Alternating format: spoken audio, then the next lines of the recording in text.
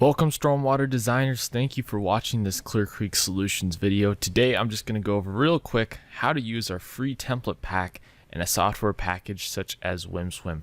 So maybe you've been on the email list and you got your link to your free template pack. I just want to show you how to use it and how to load it into a project real quick here. So let's say you just downloaded it, you're going to unzip the file. Okay, now it's in this folder. You can go to the read first document right here, which will show you how to use it, but this will go a little more in depth on what you need to do. So if you go to File, Open, you're going to want to navigate to that folder, and then it shows you the 10 projects right here, the 10 template packs. So let's just load in something simple. Let's load in the pond to basin template right here. And I already selected a location on the map, or actually it resets it.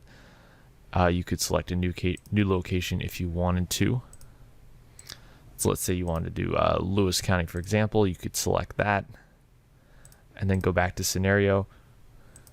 And as you can see, your elements are already loaded in, completely blank here.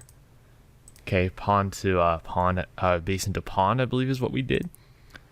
You could even do something different. Let's do this right here.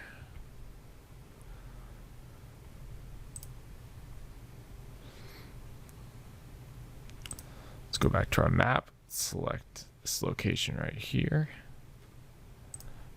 Okay, good. And now we have a different template loaded in. A basin, you could fill in with some land use area and the different lateral basins there in this project going to a pond.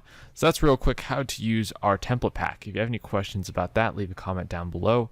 Like and subscribe to our channel, and we'll see you guys next time.